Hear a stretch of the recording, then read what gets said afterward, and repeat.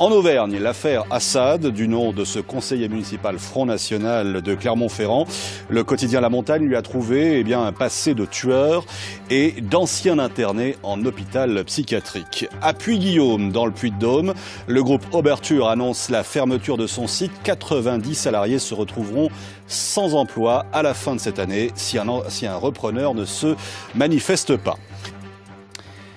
L'affaire, je vous le disais, fait grand bruit et elle est révélée aujourd'hui par le quotidien La Montagne. Selon le journal, Éric Assad, conseiller municipal FN de Clermont-Ferrand, a caché un passé dérangeant. Et La Montagne de préciser qu'il a tué un étudiant de 23 ans en 1979, inculpé d'assassinat et de tentative d'assassinat. Il a été déclaré irresponsable de ses actes et interné pendant 7 ans. Sandrine Montero, René Thévenot. Éric Assad, le voici. C'était vendredi dernier lors de l'installation du conseil municipal. Un homme au parcours troublant, selon le journal La Montagne qui révèle l'affaire. Les faits remontent au 1er décembre 1979 à Belle-Île-en-Mer.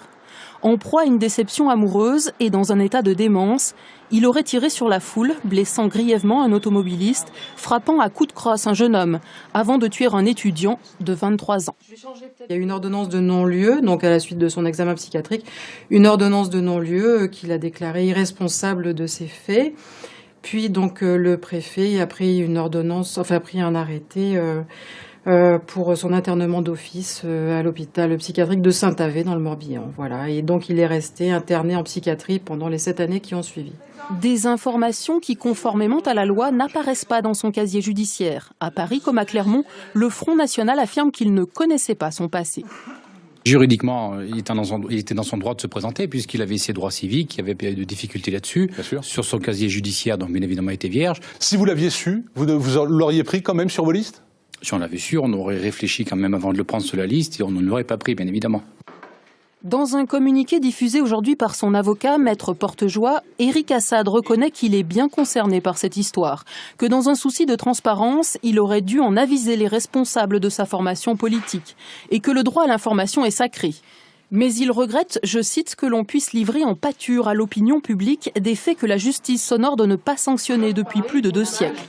Alors fallait-il publier cet article ? Entre droit à l'oubli et droit à l'information, à La Montagne, on s'est posé la question. Monsieur Assad, en choisissant de se présenter à des élections municipales, de devenir un élu de la République, s'exposer publiquement. Éric Assad aurait été au Parti socialiste, chez Europe Écologie Les Verts, chez les communistes ou à l'UMP, nous l'aurions écrit de la même manière. À droite comme à gauche, en tout cas, l'affaire suscite des réactions parmi les élus clermontois. L'UMP Jean-Pierre Brenas parle d'une liste constituée avec beaucoup de légèreté et estime que les électeurs du FN ont été trompés. De son côté, le maire socialiste Olivier Bianchi refuse tout jugement moral et attaque sur le terrain politique. Je constate que Marine Le Pen a souvent l'occasion de donner des leçons sur les hommes politiques des autres partis. J'aimerais qu'aujourd'hui, c'est dans son camp qu'est la balle. Elle nous explique que ce Front National, dont elle nous explique qu'il n'est plus celui d'avant, puisse avoir une position plus claire sur cet élu de la République. Selon le FN Antoine Rochagneux, Éric Assad aurait proposé de démissionner de son mandat de conseiller municipal. Son avocat livrait cet après-midi une information plus nuancée. Son client devrait suivre les consignes de son parti, mais il ne souhaiterait pas prendre de décision dans l'urgence.